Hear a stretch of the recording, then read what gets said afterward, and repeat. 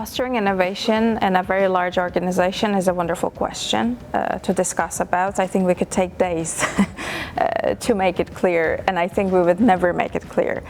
I think the size of the organization does not matter too much if you have the right leverage in your hand.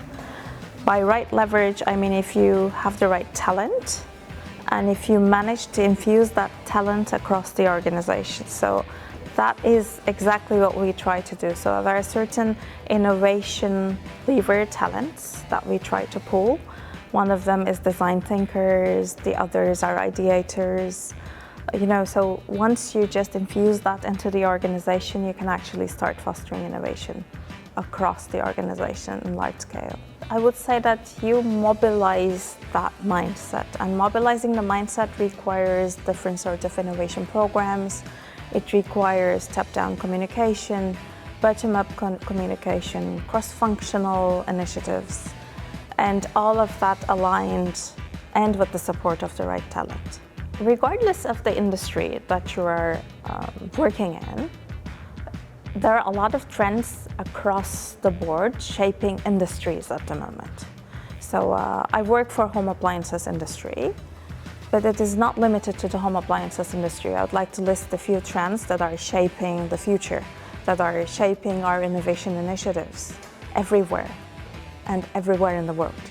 So number one, that is the undisputable one, that is AI. So artificial intelligence is not a hype, that's a reality, that is shaping the future already, that has shaped the future already. And this is something we cannot live without at the moment. So that is in use at large, everywhere. The number two is sustainability. So sustainability is something we can't avoid, just like AI. So it is a reality in our lives. Sustainability commitments that companies have made, countries have made, unions of countries have made, are already solid. So by 2030, Europe is going to become climate neutral. Our company is going to become carbon zero by 2050. So it is extremely critical to focus on sustainability and initiatives around sustainability. And it's not only about products, it's about processes, it's about people. So this is the number two.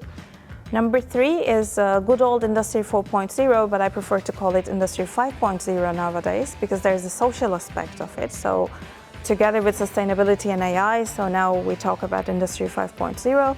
So it is more human-centered industrialization with all the digital transformation coming up. That is something we cannot avoid. And last but not least, in my opinion, is the good old customer centricity. Because with all these technological advancements happening, we can never forget that we are still serving for the people and by our people. So the customer centricity is extremely important, and it's even more important than ever because we have to now know who is our customer and deliver exactly based on their expectations. So I would say AI, sustainability, Industry 5.0, and customer centricity. I think we're going through very interesting times. Everything is changing, and the most critical advice or point I would like to make to all innovators out there is to be ready to adapt. So these are the times that we should be ready for extreme adaptation at short cycles, because the needs of societies, needs of businesses will change quite a lot in shorter terms, which we are observing. So I think being ready to adapt is going to be the most critical skill that we have to develop in the upcoming few years, I suppose.